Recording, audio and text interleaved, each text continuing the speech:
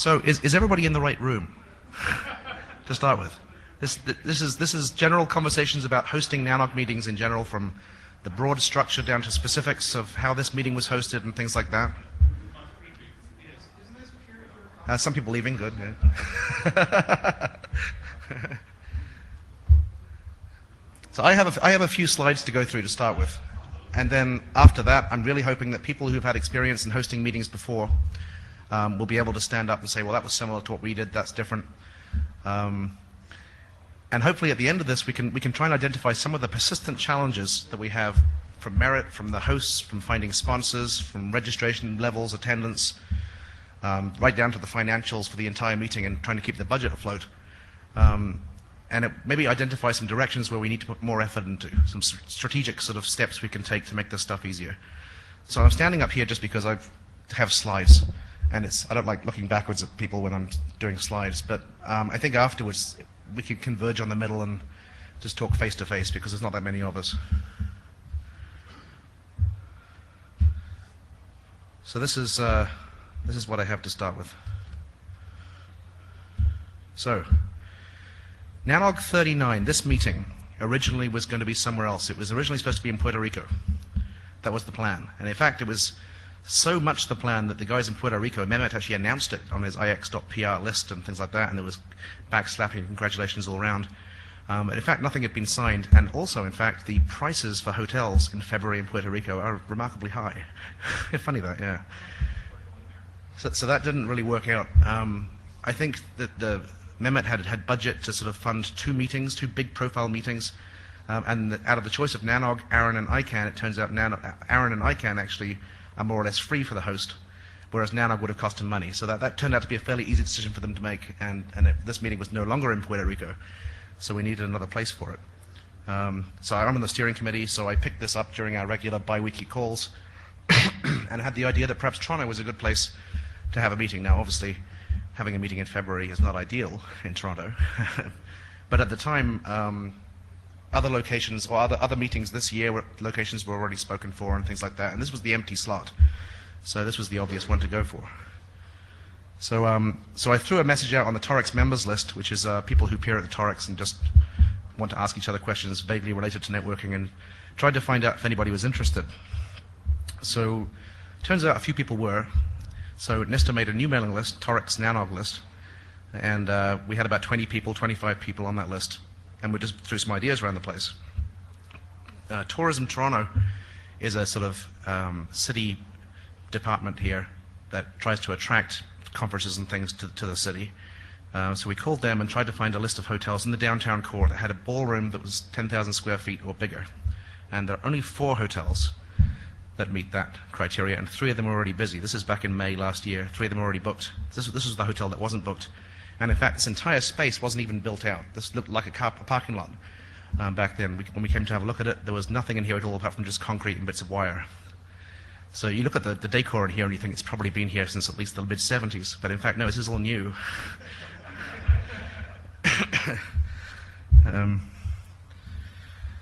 So the Torex is a volunteer-run, more or less, sort of accumulation of people who like to appear in 151 Front. It's not a corporation that has big budgets for marketing or anything like that, or even anybody who could spend the marketing budget even if there was one.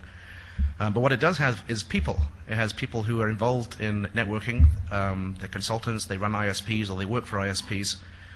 And we've been told many times by Merit that the most important, expensive thing for hosting a meeting in terms of the costs for the host is bandwidth for the meeting, and that's the consistent message we've got. And on that basis, we thought even if we don't have piles of money, we can still go ahead and take a stab at this, because we have enough people who are used to running cheap circuits around the city that we can probably get something up, and it won't cost too much.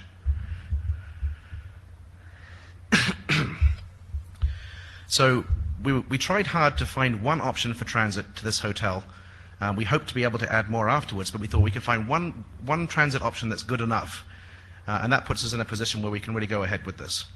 Because again, if it came down to spending 10 grand on an OC3 for a couple of weeks, then we couldn't afford it. That wasn't going to be part of the options. So various people around here have experience in using SHDSL modems and other things over copper between exchanges in the downtown core to provide something of the order of 20 to 40 megs, depending on how many pairs you use, I think on a clean pair of copper you can get about 5 megs. So our original plan was to take 8 pairs of copper, bond them together in various revolting ways, and try and get a layer 2 path back to 151 front, which is where the Torex is, which is a few blocks south of here down towards the lake. And if we could get frames from here to 151 front, then transit's easy, because we've got loads of people on the Torex who will happily set up sessions and give us transit for the duration of the meeting, and that's no problem at all. So this was our approach for connectivity. And in fact, I think the total cost for the copper path, we do actually have this live, the copper path. We have a fiber path live as well. And I think the total cost for the copper was something like $350, I think, not including the transit, which again we were confident would be donated. So the local loop basically is a few $100 for the duration of the meeting. So this part was very easy. This was very cheap.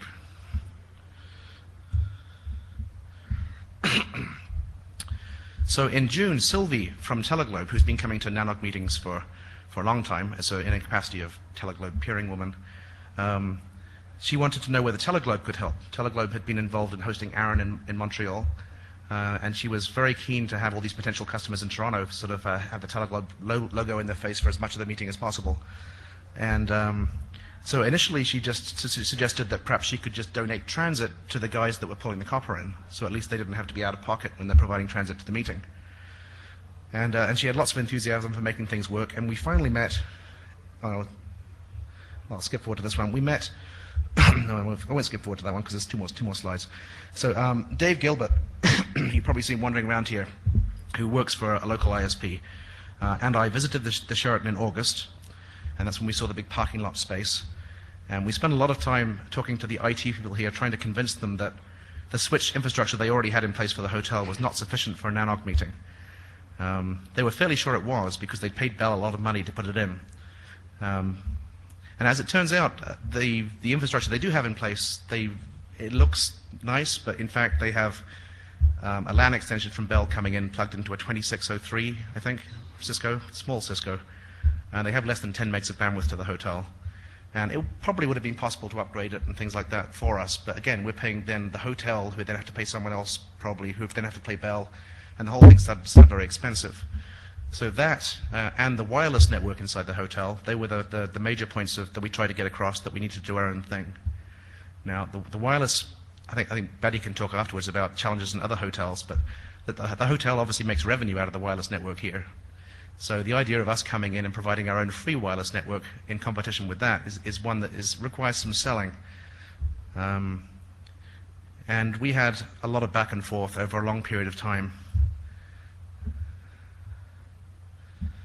So there were some communications issues amongst the various loosely coupled volunteers on the Torex side at this stage, because we actually had a draft proposal from the hotel, which Ian McBride had. He's one of the guys who did walking around hotels at the beginning.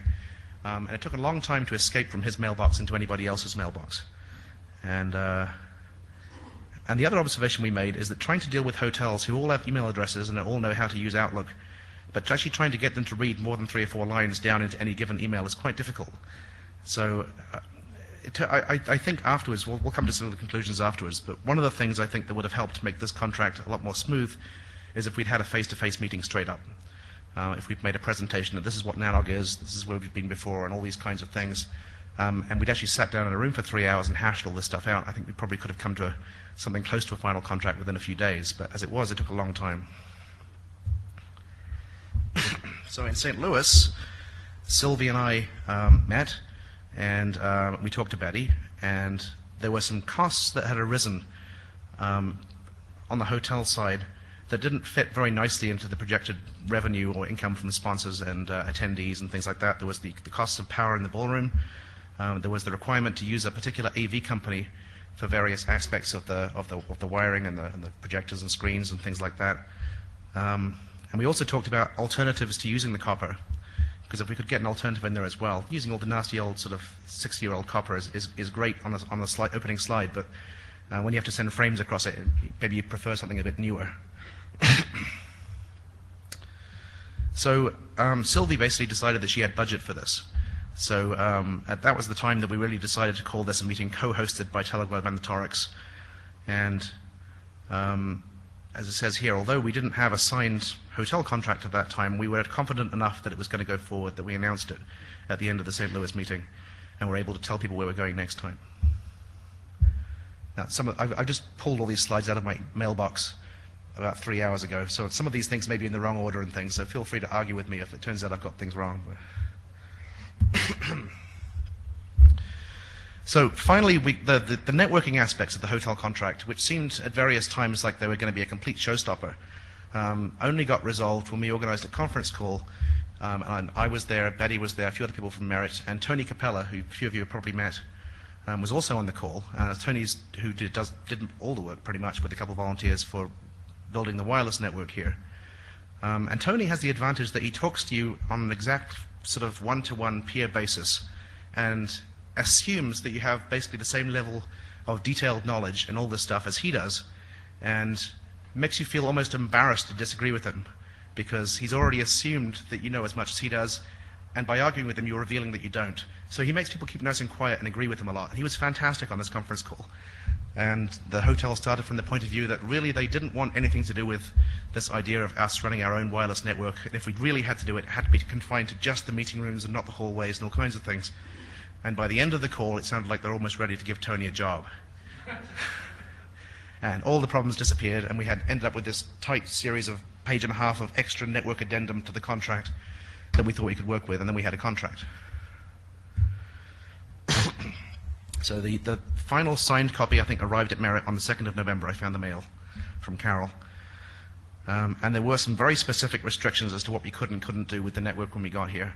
And when we arrived, everybody was, in fact, incredibly happy to bend over backwards and do whatever they had to do to make this work.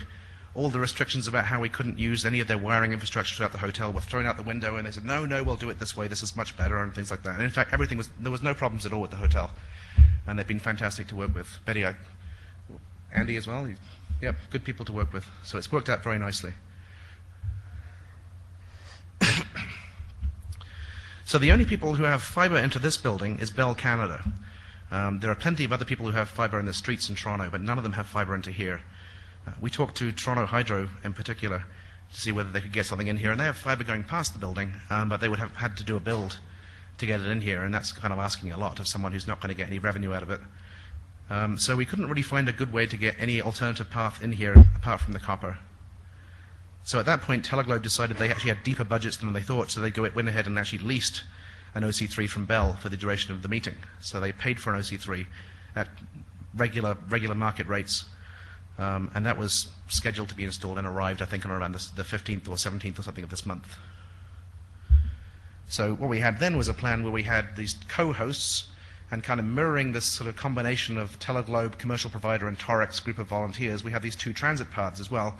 We had a nice shiny new bit of fiber from Bell, and we had nasty old crusty bits of bonded copper as well from the Torex, and we had two paths out, and we're redundant. And in fact, the way the router's set up right now, we have a single point of failure at the moment in that we have one router in the basement, but we do have a spare router sitting right on top of it. And we have two paths out, and we have backup transit running over the Torex. So the hotel is nicely multi-homed, and the network, I think, has actually been fairly reasonable, as long as you're on the A network and not the BG network. So the equipment that Merit normally brings includes the router that we would use to terminate these various circuits and actually build the hotel network. That wasn't going to arrive until Merit arrived, just a few days before the meeting. The OC3 was scheduled to arrive a couple of weeks before that, and we really wanted to get it tested beforehand so that if there was a problem with it, we could get it debugged in relative sanity rather than having to panic about it. So again, we asked the Torex, anybody have a loaner router? A bunch of people offered all kinds of really exotic stuff. I have a Cisco 7000 in my basement that I can pull out that happens to have an OC3 single full width card and all kinds of other stuff. And there are a couple of people that had routers that were somewhat similar to what Merit were going to bring, which seemed like the best plan in terms of having a backup. And the one that I eventually got was from Joel Lafleur at Research in Motion, who had a router sitting on the shelf that happened to have an OC3 card port adapter already in it. So he was, I think he was around the office. He's in Kitchener, which is an hour and a half west of here. And Scott Silza, who's a Torex board member, happened to be going to Kitchener over Christmas to visit some family. So he picked the router up in the back of his car and brought it back to Toronto. Then it sat in his office. I think he used it as a footrest for a while. And then when the OC3 finally arrived, he powered the router on, configured it, powered it off, and then thought, oh no, I'll stick SSH on it. So he powered it back on again and found out it had no configuration, because in fact it had no NVRAM. So at that point, he went trolling around 151 front, pulling bits of router out of various cupboards and things, until he finally managed to replace sufficient bits that the Franken router would actually stand up on its own. And after that, he brought it to the hotel and plugged it in, and the circuit was fine. So in fact, there was a lot of work here trying to make sure we had advance notice that the circuit would have a problem, but in fact the circuit was fine. But it was still good to have that time, because we found out that the router had issues. Greg at Force 10 sent down 2 switches, just in case we needed them, because I'm told that in many locations it turns out, because of cable distances and other problems, you always need an extra switch somewhere, even if you only use 2 ports on it. So they sent some spare switches, which are still in the boxes. We haven't needed to use them. Cisco donated some switches to Merit. That's a permanent donation, I think, as far as I understand. Yep. And 4 or 5 Torx members, including Paul here, had spare switches sitting in the office that they said, well, we're not going to bring them to you and just leave them on the floor, but if you need them, give us a call and we can bring them around. So we had plenty of options. Nista has an old friend who's a graphic designer who designed the T-shirt. And they all seem to like I don't know why. That's what he looks like anyway. It's the only picture I could find. John has these various logo issues. We looked hard for some sponsors, but we didn't really start early enough. And when I say we, I'm talking about the Torx people, and Sylvie as well at Teleglobe also looked hard to try and find people who would sponsor the meeting. This was a mistake. With hindsight, what we should have done is started talking to people here about 6 months earlier and selling them on the idea of NANOG, maybe even trying to get some of them to go to NANOGs earlier. There were a couple of people we talked to who are probably a good fit for beer and gear, but had just never been to a NANOG meeting before, so they weren't able to feel comfortable about taking the risk of paying money for a sponsorship straight away. If we'd have started earlier, we probably could have filled up all the break spots and all the beer and gear slots, which obviously would have had a very positive impact on the meeting finances. We got a couple though. Phileas, who I work for, I persuaded them that it was worth sponsoring a break. Paul talked to Sarah, and Sarah threw in a break sponsorship as well. That was the afternoon break we just had. Teleglobe decided that it was, offensive morally to Sylvie that there were too many slots free in the beer and gear, so Teleglobe decided to become a beer and gear sponsor as well. So it all worked out in the end, but I think, given more time, we probably could have done better. So around about the first week, maybe the second week of January, attendance was sitting at around about, I think, about 80 or something. And we had what felt like about 6 minutes until the meeting started. And it all was looking very bad. So it got better as more content came into the agenda. And, I'm told as well that most people register at the last minute. And fear and panic amongst the hosts is not unusual. So. And of course, it's a winter meeting, which means the Christmas is in the way of people presenting slides for the program. It's also in the way of people getting approvals to attend if they have to expense it and things like that. So there were all kinds of reasons why this was not a big surprise. But one good aspect of this is that the fact that the numbers did look low and we were frightened by them, it sort of motivated us to go around and start calling companies that we knew individually and say, look, who are you sending to NANOG? This is your only opportunity probably for the next three years or something to get someone to be able to come to the meeting without paying any travel expenses or paying any hotel expenses. It's a fantastic opportunity. You've got to send people. And to some extent, I think that worked. Again, if we had longer to do it. If we started earlier, we would have done better. But as it turns out, I think we have 150 locals here, which is high. Toronto, I suppose, is a fairly large center of internet stuff for Canada. So of all the places we could host a meeting, it's probably the easiest place to find locals to come. But I think this is an element of what has made this so far, I think, a good meeting, is the fact that we have local people involved, and we're not just off in some random place for no reason.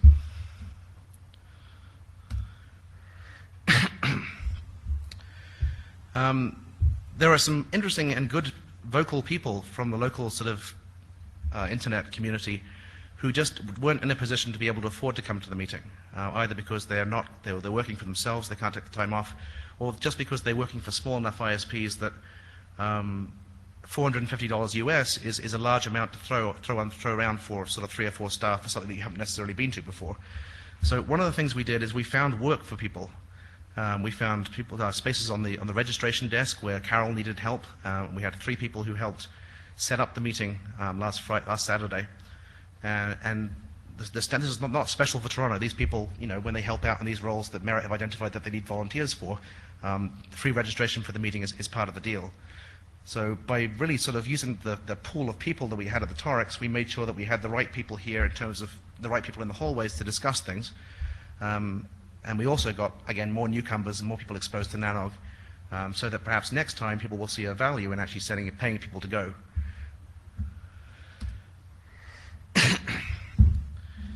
So I have a couple of slides here with some ideas for improvements that would have made hosting this meeting better. I think the hotel contract, we started talking about to the hotel back in May, I think, last year. And we didn't get a signed contract till September. I think it was May when we first talked to it. I think Merit was involved a little bit after that. But that was a long period of time to get a contract organized, and it's a long period of time to expect the hotel to keep the rooms available just on the off chance that a contract is going to be able to be signed. And I think a lot of this is just down to the different styles of working, because certainly on the Torex side, we're all engineers. We use email to talk to each other, and we're terse and to the point, and we ask a question, we get an answer, and we're all happy. But evidently that's not how people who work in hotels and wear suits like to operate. It's not their favorite way of conveying information. So again, I think it would have made a lot more sense to actually have people from the hosts and Merit come to the hotel.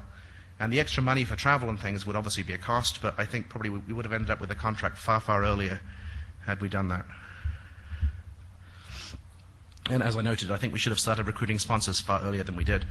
But again, having a signed contract makes it far easier to do that, because it's far harder to persuade people to part with money when you don't actually have a firm commitment that the meeting's even going to happen here.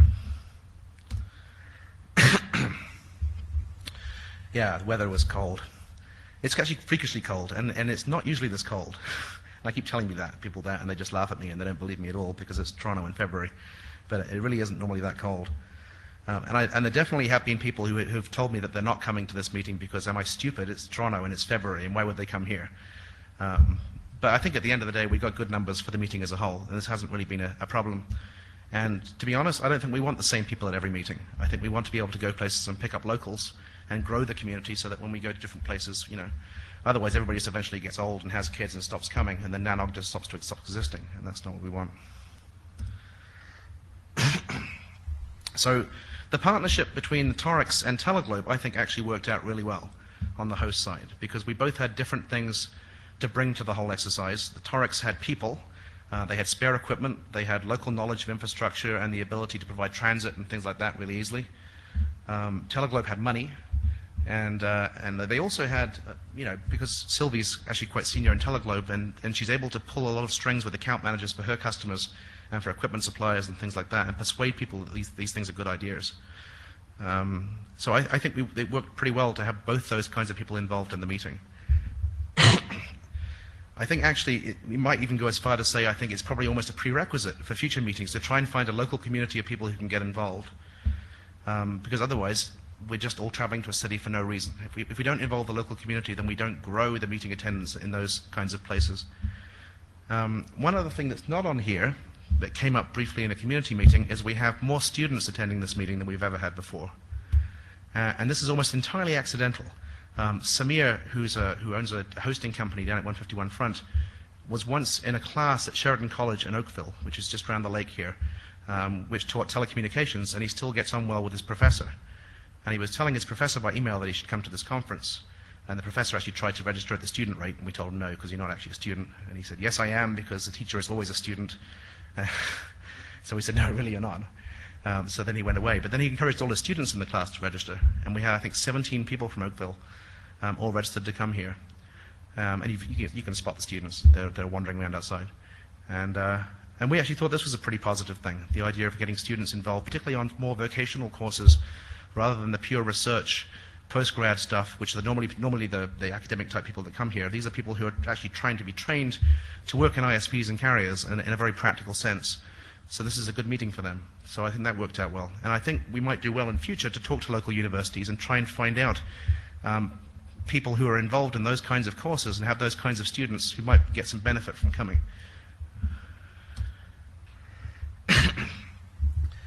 So I put this slide up here. I think it's not really sort of a over gushing, I don't think. This was very nice because I've been sort of had a mild level of stress about this meeting for about the last month. And as soon as I arrived and Merritt started doing things in the room the next day, I was wandering around on Saturday kind of sort of, shaking slightly, and everything was just sort of growing around me, and screens were erected and everything was working, and end-to-end tests were completed, and the entire thing was just marvelously streamlined. So I guess this is an important thing to sort of pass on to anybody else who is thinking of hosting a meeting, is all the stuff you think is difficult about hosting a meeting, in fact, is trivially easily, because it's all taken care of by other people. Pretty much once you've done all the legwork with getting the registrations up, attracting sponsors, organizing the transit and those kinds of things, by the Friday before the meeting, your job is done, and Merritt just take over and they do the rest of it. So that makes the whole thing very easy. So pretty much that's what I have. If anybody has any comments in particular about Toronto, then we can talk about that. But what I was hoping to do now was to try and open this up to other people who've hosted meetings in the past. See if we can figure out some similarities or differences between this sort of starting conversation and those other meetings, and see, because I'm sure there are things we can do better across the board, whilst there are always going to be variables that are going to be different in every location. So who would like to talk about something? Some previous meeting host. Well, we don't need to use the microphone if you want. Before you leave, Joe, Yep. maybe you answered this question in a different way, but what prompted you to want to host NANOG, and did we meet those expectations? Why did you want to do it? Why did I want to do it? I don't know. Latent mental illness or something. Sure, go for it. So I've been going to NANOGs.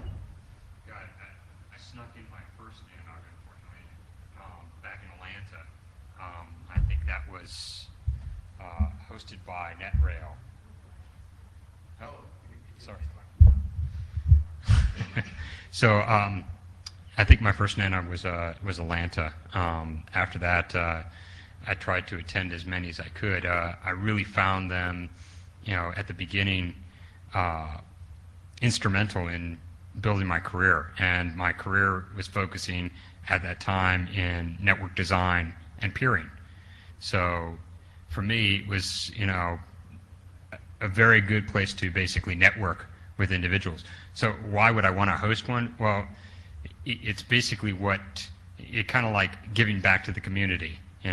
For me, NANOG helped me get where I was, so I really always wanted to kind of host one. And when I moved on from Digex to Cogent, I did the first steps I could. I tried to convince my boss that we should host a NANOG. One of the things that we did do was sponsor a dinner instead, and then several other little events.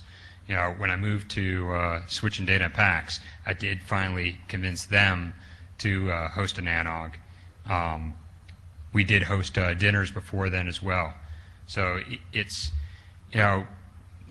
like giving back to the community. It's our event here in North America as far as network operators, and at the time it was really one of the only very few areas that brought peering into one area to meet other peers, other networks, and from that, the IXs have since built their own peering forums.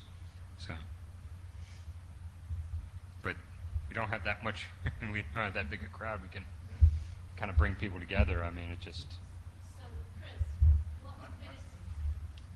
what was the largest stress point when you hosted NANOG? Well, at first it was connectivity. We chose Seattle. Switch and Data has 31 sites in pretty much all the major NFL cities, so we could have chosen anywhere. We're headquartered in Tampa, and we wanted to pick a site that hadn't really hosted a NANOG yet, and one that was kind of like had a really nice local downtown, so the attendees could enjoy it, and at the same time, kind of, you're always looking for some kind of interest in your own company too. So, somewhere that had an exchange point for us. And the Weston building turned out to be, our first choice. We looked at some other hotels, but we knew, from the beginning when we chose Seattle that we could probably get connectivity into most of the hotels we chose, just because we had very good rapport with the ISPs in that region. And if we get in the Westin building, we knew we had connectivity between the two. That still proved to be a very difficult thing. One of the things that we found out was, hotels do have connectivity, but they generally have a very limited amount. I think on average what you find in hotels is they say, oh yeah, we have connectivity, but you find out their overall bandwidth of their hotel is like 10 meg. And you're like, okay, that's definitely not enough to help sponsor a NANOG. What we did was eventually get bandwidth from a Westin carrier, Yipes. They brought in 100 megs. One of the things you had mentioned earlier was going out and visiting the hotel. We visited the hotel a lot, and I actually went out 2 weeks beforehand to start the preparation and making sure that the connectivity, and Yipes still delivered the circuit to the wrong suite. And another point that you brought up was local involvement. We had 3 different carriers from the Seattle 6 who were involved in helping us out with the NANOG in Seattle, and they basically helped us run a cross connect that my technicians in our Seattle site built. Created 100-foot cable that we then just kind of slipped between some cracks here and there to jerry rig this Yipes connection to the Westin building. I was partially involved in the NANOG in San Jose. We helped with the connectivity there.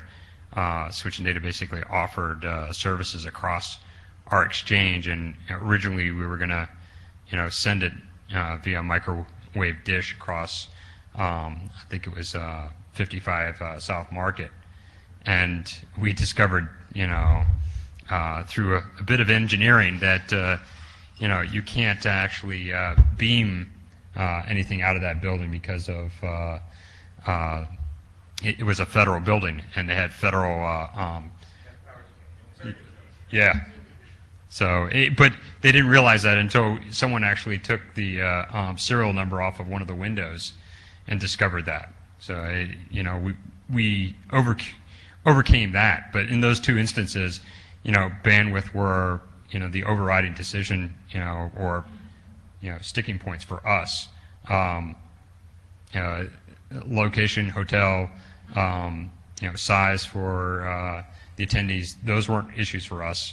I know there are issues for some of the other hosts, but connectivity was definitely our biggest problem. Now you ever received feedback from hotels and a positive experience? Well, I know I tried to leverage, the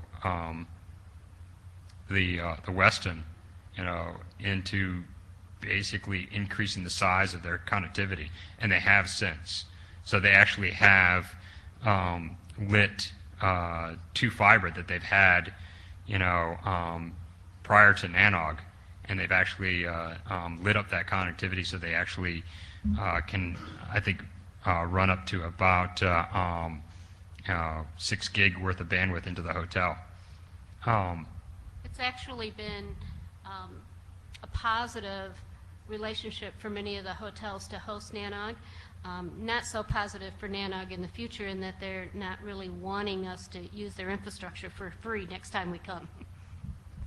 Yeah, I mean, I think what I see is that the hotels after NANOG look at increasing their infrastructure, but and it does bring in another slew of conventions that they couldn't host in the past, because they've now increased their infrastructure. But as Betty said, is basically they now want you to pay for that, and their prices are like retro transit prices. They're crazy. And not that that's a bad thing. Actually, as we look forward to our October meeting, we reminded the hotel that they have the kind of infrastructure because we helped build it the first time. So we reminded them, and they're waiving all those fees. But the point is, yeah, after we've left many of the facilities behind, the hotels have benefited from that. Sometimes it's to our advantage, sometimes not. Any other questions?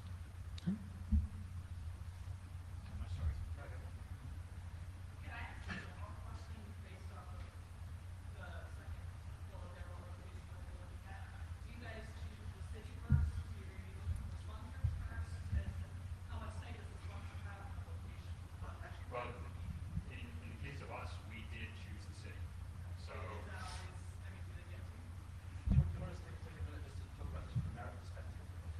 Well, let's have Steve finish, and we'll have one more host, and then we can Okay. answer those questions. So back when I was doing it, it was really up to the host. I think that is changing, and Betty can describe that. What happened was I was in Albuquerque, I think it was, no, not Albuquerque, Salt Lake City. And Susan Harris, who at the time was running most of the show, was complaining about how few people they had and how hard it was to find hosts and things like that. And right around the same time, my boss's boss, the VP of our department, had been sort of jokingly asking what it takes to host a NANOG. So I went back to him and said, "Hey, were you serious, Paul?" And he said, "Sure, why not?" So I told Susan, "Okay, I'll do it. What does it involve?" After I calmed down a bit from that, yeah. After I calmed down a bit and realized that it really didn't look that hard. And actually, what I was worried most about was the expense, because this was still the dot-com bust days, 2003, 2004, something like that. So there wasn't a whole lot of money to spend on it. The company decided, okay, Merit decided they trusted us enough and all that. So we went off and started the process of trying to find a hotel. So first thing I did was start looking on websites, trying to find hotels with 10,000 square foot ballrooms, which really is the minimum. You need that many square feet to fit in 500 or so people all sitting at desks with their laptops and things like that. Without too many pillars. Yeah, without too many pillars, yes. So I asked around at a bunch of hotels. Well, actually, there weren't a bunch. There were like 4 that were suitable. Yeah, in downtown San Francisco. My criterion was that it needed to be near fiber. And I'll get to that story in a minute. But so I went to one hotel, and they said, "Sure, we can accommodate you. Pricing looked okay. Dates, probably could work out." So give the information to Carol, and she starts doing the negotiations. And she doesn't hear anything back from them for a couple of weeks. And then finally she goes and says, "What's going on here?" And, "Oh, well, we don't have those dates available anymore. Would you like to have 2 weeks later?" Carol says no. Not as politely, though. So we're back to square one. So I put out another request for bids. This time I expanded my radius a bit further into areas where I didn't realize that there was fiber earlier. And I found, much to my happiness, the St. Francis Hotel off Union Square in San Francisco. It's a beautiful old historic hotel. It's right in the middle of the tourist area. You can walk 5 feet in any direction and find food. It was just perfect. They were happy to have us there because this was, again, right after 9/11. Convention business was down, so they were happy to have customers. They had the dates available we wanted, and they were just bent over backwards to work with us, and I was really happy with that. The IT people in the hotel also, they were really happy to work with us. They had one other regular convention that came in and would bring in their own set of Cisco switches and do stuff sort of like what we did. Not quite on the same scale, but enough so that they didn't run scared when we suggested doing this idea. But the thing that really made it worthwhile was that we had a relationship with brand new fiber local metro carrier in San Francisco. They were busy trying to sell us stuff and trying to get out the word how wonderful they were. And we got them to agree that they would run fiber into the hotel for no cost. And all that was required was that the hotel had to agree with it, and it had to be near enough to the electric company ductwork, which is what they ran their fiber through. And it just worked. Everybody was happy. The IT guys thought it was great because they could upgrade their two T1s to something better when we were out. The fiber company was happy because they got to sell them this upgraded service, and they got free publicity. We were happy because we got the bandwidth for free. We ended up with dark fiber from the hotel to our data center, which was about 3-4 miles away, where we already had multiple gigabits of transit, so it wasn't a problem at all. And that part just worked out very nicely. As far as expenses, the single largest expense for us was paying for the power. Hotels like to charge you for everything. One of the things they like to charge you for is using electricity in their hotel. And since we like to run power strips to each seat and under the tables in the ballroom, they want to charge us for the power that they use. So we went to the company that contracts to do all that work for the hotel, which of course you're locked into them, you don't have any choice, and said, okay, give us a bid to run all these power strips. They came back with two bids, one for $18,000, which they'd do everything. We'd just walk in and the power strips would be there. One for $6,000, where they would just run cords to the end of the rows and we'd have to put in our own power strips. So we chose the $6,000 option and spent another $500 buying power strips. And that, a couple T-shirts for the staff and some food for a party were our major expenses for the whole thing. So we got out for well under 10 grand. See, that expense that you saw, was that something after you worked out the contract with the hotel? Could have been rolled into the contract to possibly have the hotel absorb that? In theory, it's possible. In practice, I don't know that we've ever succeeded at doing that. There are some things that tend to get rolled in. Carol's the wizard at negotiating with hotels. So It seems that, ad moves and changes is where profit is made, and I'm wondering yeah. if we can load up more of the details on the front. Yeah, the one constant that I keep hearing from Carol and anybody else who's ever done this is that when all's said and done, the hotel is going to charge you the same amount of money. It just depends on what particular line items you spend them on. So if, for example, you try to bargain down the room rate, they're going to charge you more for food. Or if you want to bargain down the food rate, they'll charge you to rent the ballrooms, which in the U.S. typically are free if you have enough minimum food spending. So, they know how much they want to charge you. They just have to figure out how to get you to pay it. One way or another, they steal it out of you. Yeah. So that was it for my experiences. On the whole, it was positive. I had a great time. My wife basically told me that it was like throwing a party for 500 of my closest friends. And in a sense, it really was. And yes, I would do it again once I'm done doing the PC job anyway.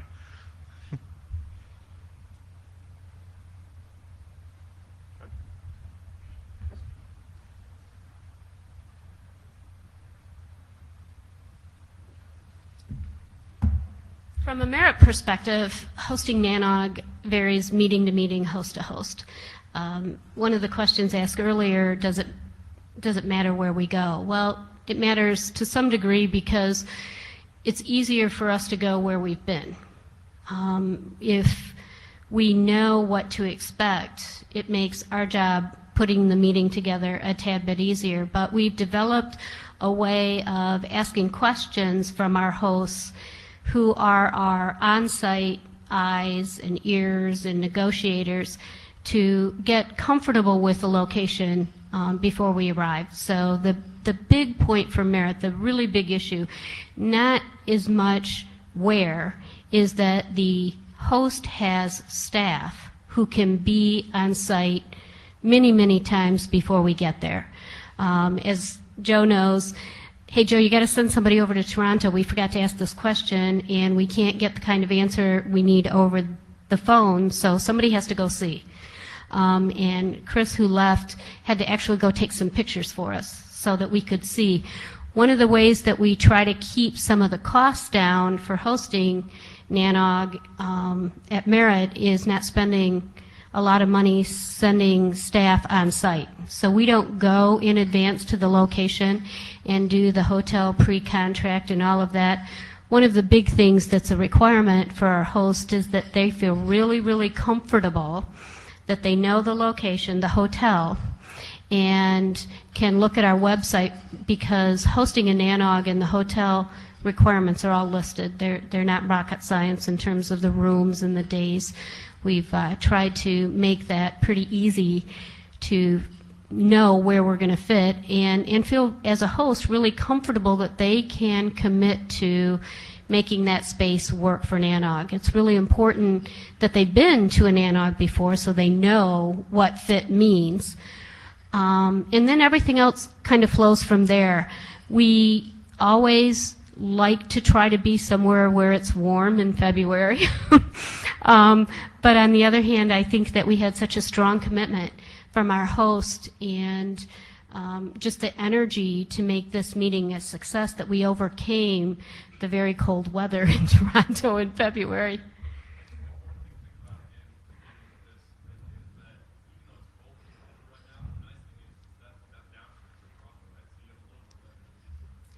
Yep.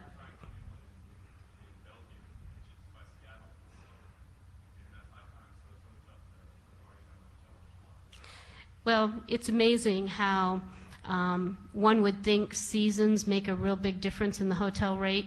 I think as Steve was sort of mentioning, the hotel's still going to get a certain amount of the cost no matter what. It's who pays for it, whether the attendees are going to pay a lot more for the room rate or whether the hotel contract is going to creep up. So what we are finding is a rate increase in locations, in high traffic tier 1 cities in terms of the room rate. It's hard to get a $159 room rate in some of the nicer cities where we want to host a NANOG. So there are challenges.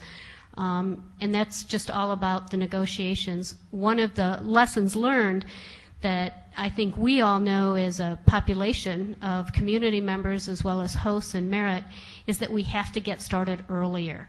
The more that we can get the discussion about where we're going started 7, 8 months, 9 months, a year earlier, the easier it is for everybody, the less stress on the host, the less stress on the community, the better leverage we have with price, and that's all about, you know, making that transition and getting ahead of the curve. And we really only started that here at NANOG probably 18 months ago, really.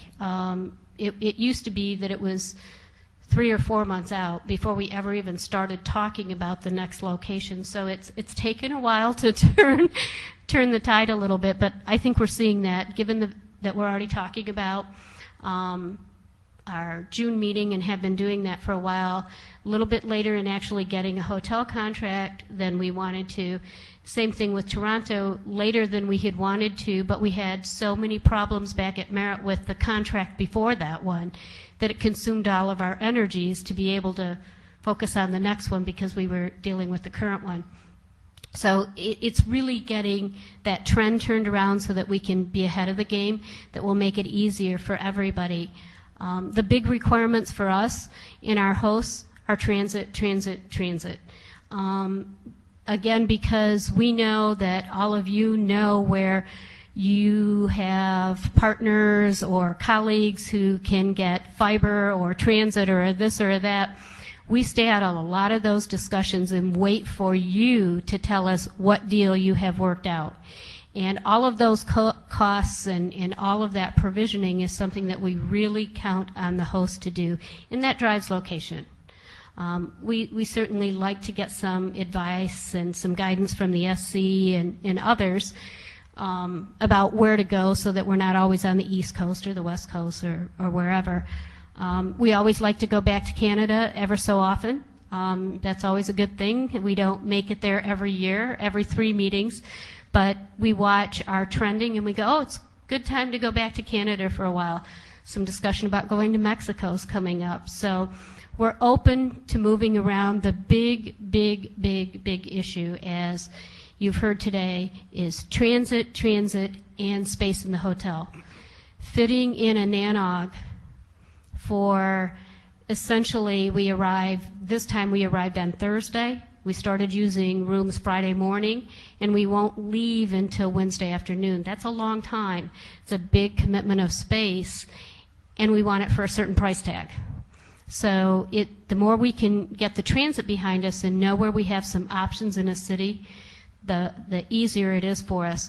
The cost issue varies host to host.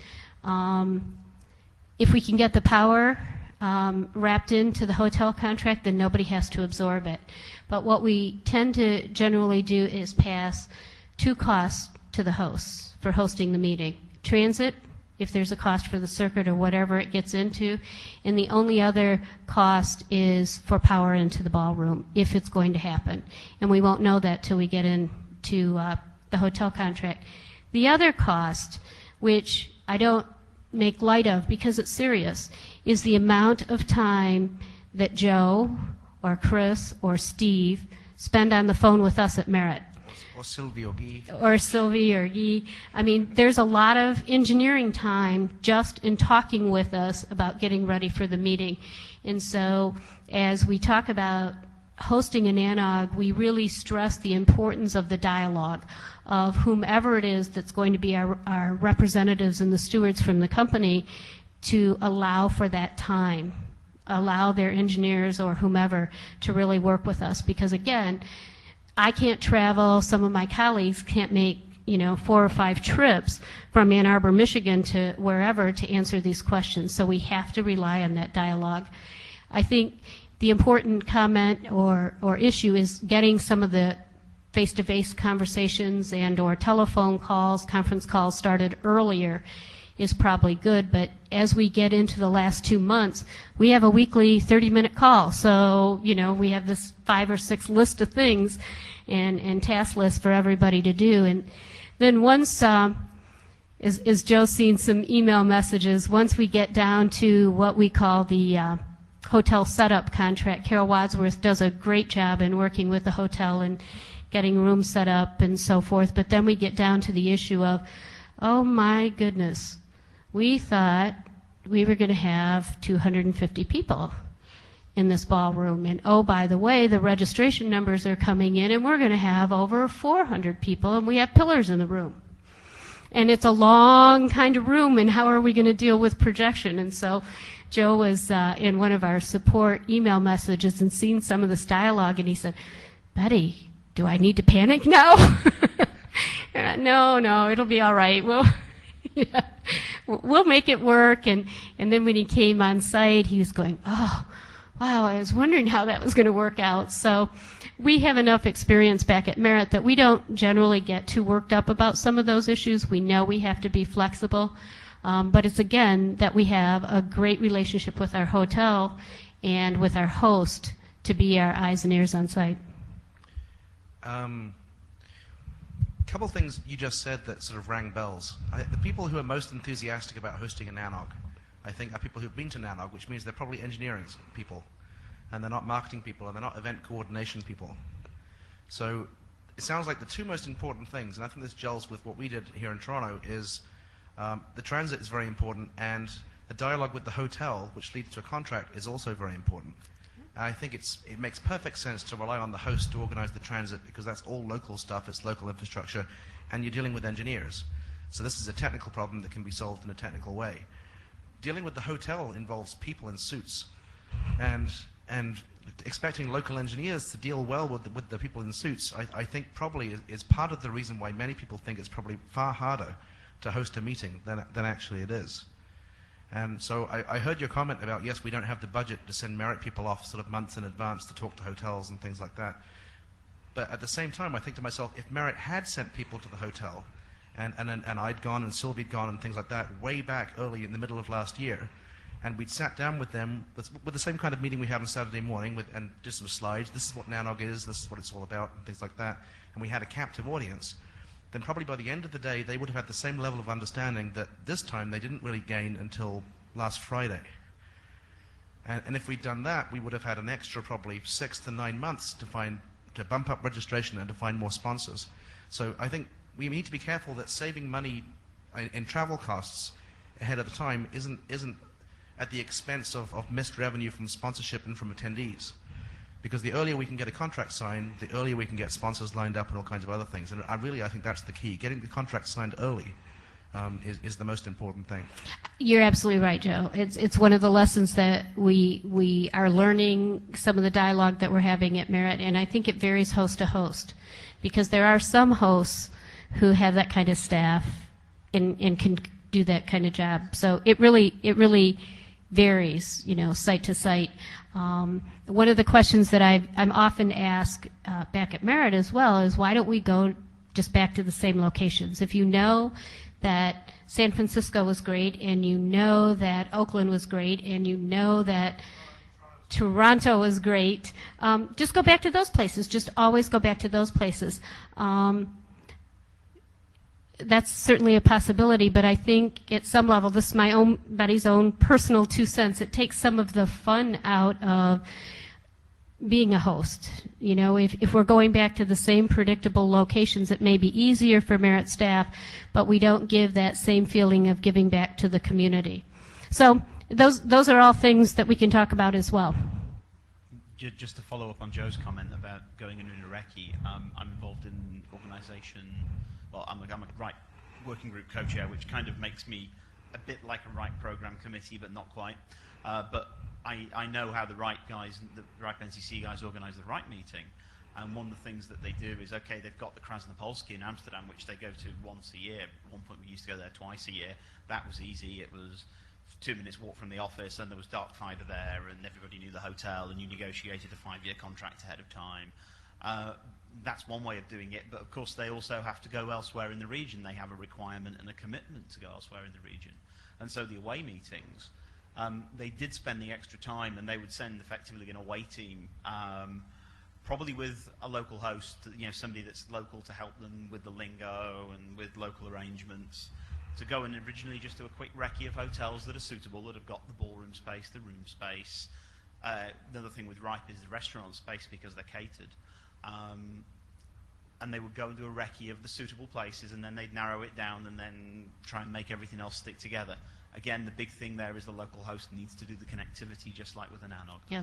But the amount of headaches that I think they don't have in the month immediately before, or 2 weeks immediately before the meeting, because they've already gone and done a recce, and they've spent a little bit of extra money and a little bit of extra time doing the recce, is it's a sort of less bitten fingernails and less hair pulled out in the run up to the meeting, if you see what I mean. So Absolutely. I think it's a really valid comment, and certainly for things within the US, it may be even viable for you guys to get there and do it and go back in a day. So it's not even like you've got to stay overnight or literally fly out in the evening, get it done in a day, and come straight back. Yep.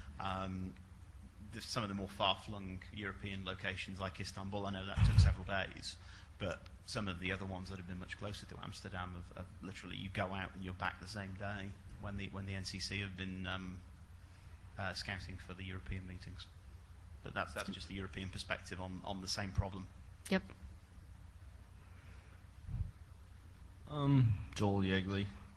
I've hosted 2 NANOGs, but one of the concerns that I have, and it's a challenge that this organization faces, as well as several others that I participate in, is that when you do actually attempt to push your planning for meetings and locating hosts for venues out a year or more, that eliminates a healthy chunk of the potential hosts, because their time horizon may not be that long. It's making or signing contracts with multi-year implications or even MOUs is a little problematic for some organizations. Consider the host for the last IETF meeting, which had to close their books by the end of the fiscal year because they're merging with another company. Right. They also happen to be under European Union investigation, but that's a separate problem.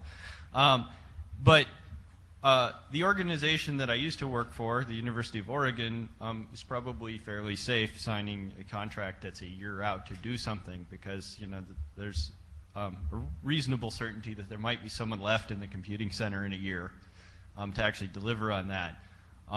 But this industry is full of flux, and if you get out too far in your planning, you may find that your host does not exist by the time that you get there. And I see that as a significant challenge. As a potential future host, there's a distinct upper limit to the length of time at which I could possibly make a commitment. No, you're absolutely correct. When we looked at the reserve account at Merit for NANOG, it takes into account the planning, not only for the hotel contract that has to be signed, but the commitment to the community that we're going to go to that location, and what would it cost if the host couldn't provide transit? What's the backup plan? And Joe, Steve, Joel all know there's an A, B, C, D backup plan. I mean, in San Jose, we went all the way down to Plan D, I think, because we started out with it was going to work like this. And so it's one of the issues when we schedule that far out. There is definitely some concern, both from a host being able to commit that far as well as the financial. Hi, I'm Guy from Teleglobe. I work with Sylvie. I just want to add to that it's just making it planning it in advance just to make it easy on you guys, because in that case here the major problem we faced was the local loop to the Torix, and once we thought it was we're in control, then they came back with some charges construction costs because they said they don't have any fiber. So it was really tight to get it in time, and I think we had pretty good sweat on that. So the electricity is a cost, but it's no-brainer. You just convince your management to sign the check, and it's going to work. Getting the fiber could be physically impossible in time. So I think if you go to a place where you've been before, it's not a problem. But if you're looking to new location, the availability of fiber is going to be a big requirement, something we need to look at. My advice would be don't wait until you have everything set up and everything to commit to a meeting, because just this is a good example of cooperation. Joe started it, we jumped in, and then at one point when they came back with the construction costs, we couldn't do it, so for Stan, they jumped in also to help. It's a big, it's a community effort, so you cannot get everything planned in time. Just commit to it and it will resolve. Just don't be afraid to call your friend, your partner, your customer, whoever. It worked very great. And the last thing I want to say is Merit is great. If you want to do it easy, Merit and find somebody like Joe to do it with you, and it's great. Thanks. Thanks. Hey, Todd Underwood. Yeah, people maybe can't commit a year out, but if you mix a combination of places you've been to and places you haven't, then you can commit to a location prior to getting a sponsor, obviously. And you can always commit to a location that you're positive you can get, up through Plan C worth of plausibly affordable connectivity to prior to having a sponsor, presumably, right? Yep.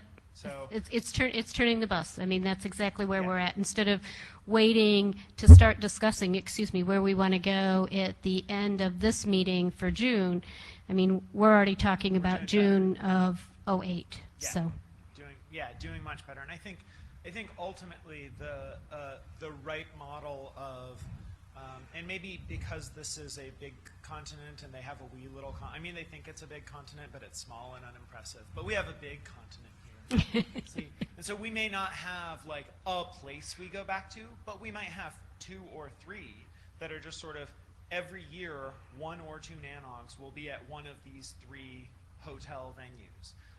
And so the other question I had is, has Merit or any host ever considered, I guess maybe not because we haven't done this before, but in cases where there have been significant build costs that have been underwritten by or coordinated by or significant value contributed by Merit or NANOG, writing into the contract that if we come to the hotel in the future, we don't have to pay whatever magical fees they make up for using that infrastructure later.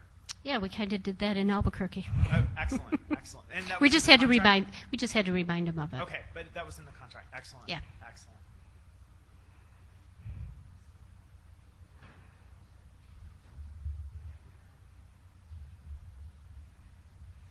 Yeah. Joel again. We have, I think, mostly gotten beyond the point where we have to sign minimum 1-year leases on circuits with incumbent telcos in the U.S.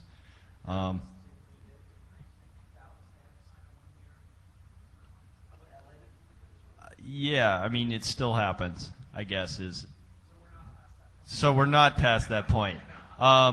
We succeeded the last time in Eugene by buying IRUs between the locations that we needed to get to. which worked out rather well because now we can host lots of meetings there. But that still is a significant danger because the worst case scenario is you end up being on the hook for, a long time. But that danger is, I mean, as other people have pointed out, that danger is a sheer, straightforward money game.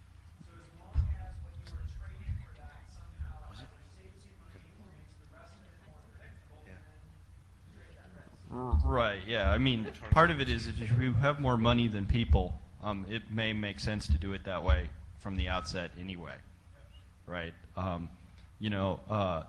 The academic institutions that have hosted this tend to be successful because they're cheap bastards and they make lots of friends. But that works well when you're in a city with a lot of resources that you have, and it doesn't work when you're trying to host a meeting in some place where you don't have a lot of assets. One of the things we noticed here was that transit was not a problem here. The local loop was a problem. And this is what I'm thinking. I'm thinking probably the local loop is probably usually the expensive part, because as soon as you can get to Telco Hotel or a peering point or something like that, we have 100 possible options for transit, and it's no problem at all. But if we can get the local loop, that's the expensive part. So perhaps what we need to do is to find the people here who are involved in CLEX and are able to provide local loops, whichever LEX at all. I'm not at all sort of prejudicial against any particular kind of LEC, any LEC at all, who has sort of local loop capabilities in particular cities, and get them just to try and get them to promote within their organization. Let's have a standing offer to merit. If you come in within our territory, any of these cities and things like that, if you need local loops, call us. Because as soon as you do that, then if you come to a city and you're looking for a host, you can sell them. The most difficult and expensive part is basically all done. But Joe, unless you're dealing with a metro fiber provider, you run right into tariffs. Like, we've regulated the crap out of this industry. They don't have a lot of flexibility. They have a cheaper one-time, this week only price for merit for NANOG because. So there's a business problem with providing a free local loop. Okay. Yeah, but one of the problems is not necessarily the driver. If it's going to be the construction charge and non-recurring charge, in that case, it will Right. be way more than the price. So we're looking for people to volunteer that whether they have hotels already on net. But even if we do that and they have dark fiber running into the hotel that's not being used, there's a problem with offering that dark fiber for free. Well, and some of the other issues that we've had recently with hotels is that the hotels have agreements with some of these providers that their customers can only use their provisions, their ISP. And that ISP may not have enough provision bandwidth when we need it for NANOG. And the fact that we want to be able to bring in our own network causes some very problems. We had a situation recently in a hotel where it was, you have to use this ISP whether you want to or not. You can't bring in your own network because there are just issues with local loop and providers. Regarding using the hotels providers and stuff like that, we have statistics from some of the previous NANOGs and how the bandwidth are actually being used. I mean, I think right now we haven't gone over 20, 25 megs. That's something that we worked out with the hotels, saying that they can definitely provide at least a 50 meg circuit to us. Is it not something we can utilize? Yeah, other than like the leader in San Jose, and they wanted to charge us $15,000 for 3 days for that. That was a problem. Wow. It's not that bad. That wasn't that bad. No, the loop was that. So people who know more about the way that local loops work then in the US particularly, I mean, what can be done then? Well, I mean, so what, in principle, what could Verizon do to make this consider- easier for NANOG? Consider the meeting that we held in Dallas a month after NANOG, right? Our selection of the hotel actually came down to, as the host, sending an ultimatum to the IETF Secretariat that said we use this one or we walk because this one is on SBC's Etherman, right? So basically we were paying, $6,000 a month for gigabit Ethernet. with no long-term contract as a result of choosing that hotel. Right. And, you know, if you have a market where you actually have a number of hotels to choose from, you might just pick the one with the facilities in it. And, you know, at that point, it becomes much easier. It's very challenging if you pick a hotel that has construction requirements. One of the other hotels that we looked at in Dallas, which you guys undoubtedly looked at as well because it was cheap, had nothing but Cat 3 copper into the building. They had a lot of it. They had a bunch of T1s, but they didn't have anything else. And despite being an 80-story high building, they didn't have line of sight to the Infomart.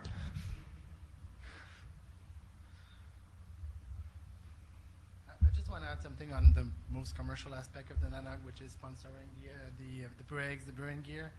We sponsored the Beer and Gear by accident because, as you said, Sylvie didn't like the empty slot in the Beer and Gear.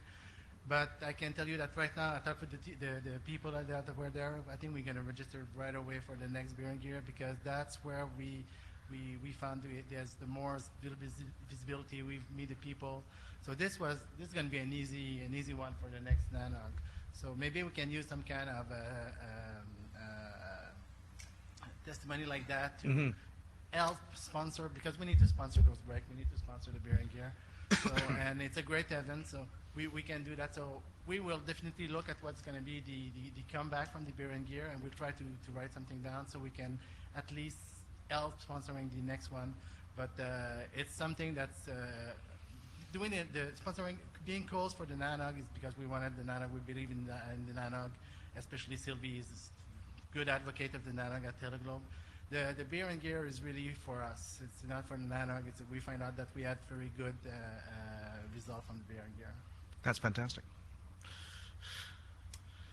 Related to Beer and Gear, my VP of marketing is cranky that you can't register for Beer and Gears more advanced than you can. Oh, I bet you can. No, Really? you cannot. No, she's had cases where, you know, that NANOG, I want to register for it, but you got to wait till the NANOG before it ends, and then there's a week, and then you can start or something. I don't know. And I know there must be some history behind that, but it seems like if people want to sign up for a contract to give us money in the future, can't we let them? Yeah, why not? It's certainly one of those issues that we need to continue to discuss. But yes, you can't register for the next Beer and Gear until this meeting closes, and that's the way it's been for a number of years. In large part, it's because it's first come, first serve, and we try to create some sort of level playing field at the end of the current meeting. And it depends whether we can take, again, on the hotel size, whether we can take 8 sponsors or 10 sponsors. It's all about logistics. And so what Carol tries to do, I'm not saying that it's the perfect model, but what we try to do is just have it be a first come, first serve basis, as opposed to giving one vendor a commitment, you know, that they're locked in for 3 meetings.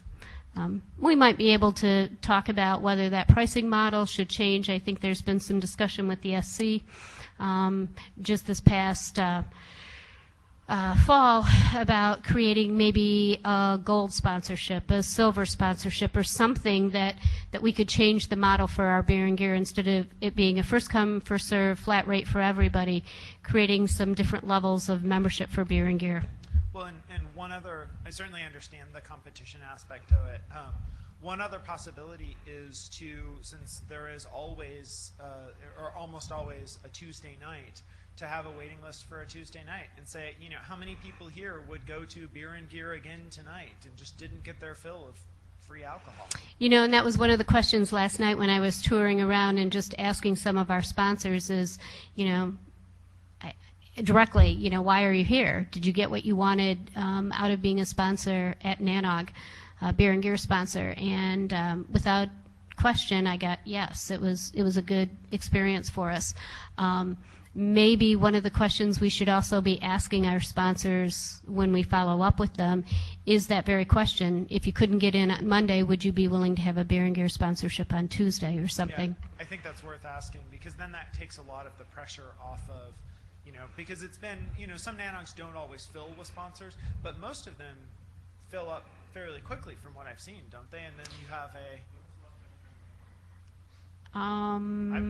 like in my tenure at Renesas, we've been unable to get into It's been a beer and while. gear twice, but it's been a couple years. It's been a while. It's been a while, and we've been fortunate enough to be able to get 10 sponsors into the space when we could only have There was 6 the or LA 8. nonsense Yeah, because of the stupid tent, but yeah. They were. So it's been a while. Been a while, Steve. Quick question. Joe Ferrer, other than telco costs and transit costs, what other costs are there to hosting a meeting? Well, I think, and Guy can remind me of the cost that I've forgotten, but I suppose there could have been costs for designing the T-shirt, but which we didn't have because we had a volunteer who was, made a very nice T-shirt for us for nothing, which was good. Numbers for the various costs in the hotel. I think the costs in the hotel, apart from the local loop, from which is going to vary from location to location, but it's all going to be varied, I suppose. $6,000 for the power. Were there any other costs for catering, or that was it, eh? What about the AV costs? They were folded into the hotel contract. Okay. So when it comes down to it, I mean, it's transit plus $6,000 then.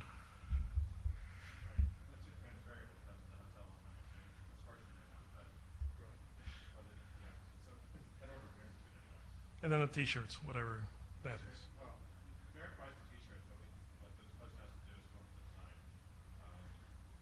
Right, yeah.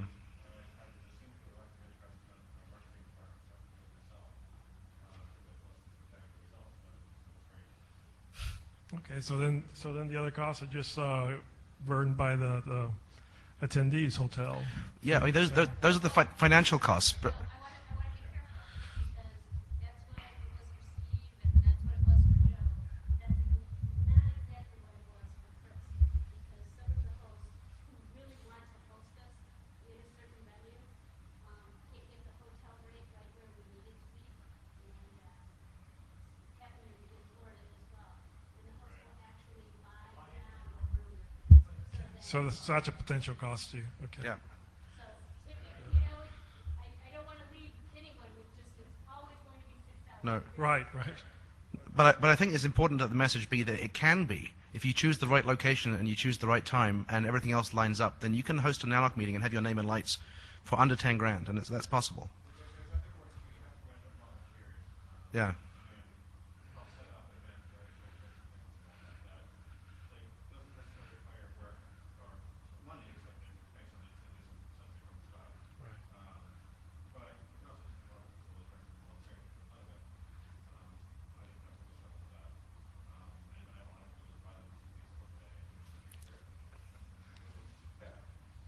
And can you expound on what the issues were with Puerto Rico?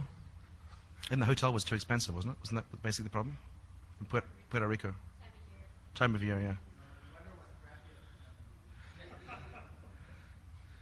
So I think we're coming to the end of our slot, but I think it's worth mentioning again, though, that apart from the financial aspects of the host, I think what is really needed is somebody who has some energy and commitment to making it work, and also is prepared to involve the wider community in the host's area where you're going to, for pushing out registration, for finding sponsors, for helping with other things that come up, and being able, for example, on Friday to have supreme confidence that if we needed more switches and routers, then probably, a few phone calls from NISTA and a bit of mail on the Torex mailing list, and we would have something. I think it's very nice to have that sort of confidence, which you don't have unless you involve a wider group of people in the whole effort. So I think that's quite important. Right.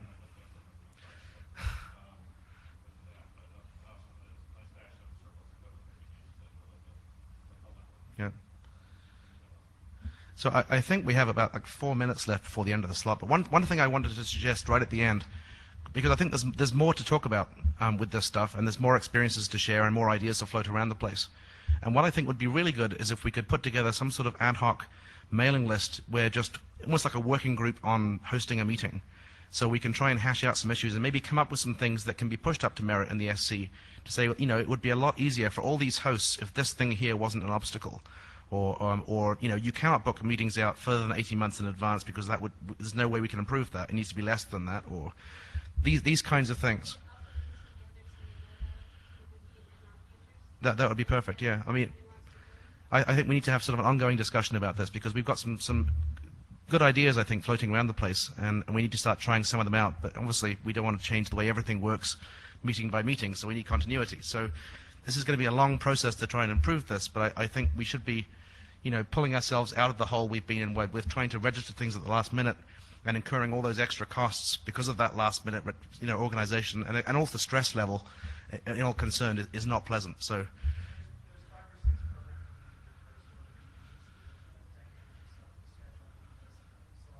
Yep. Yep. Fantastic. Awesome. So if anybody else have anything to say, then otherwise, if anybody's going to the Torex tour and we're under the impression that it was going to start at 6:30 in the lobby, because we have such an insane list of people who want to go down there and building security are already sort of, you know, pulling their hair out in preparation, we're going to start at 6. So if you could get down to the lobby earlier, that would be good. And if you're not going to the Torex tour, then never mind. Thank you very much.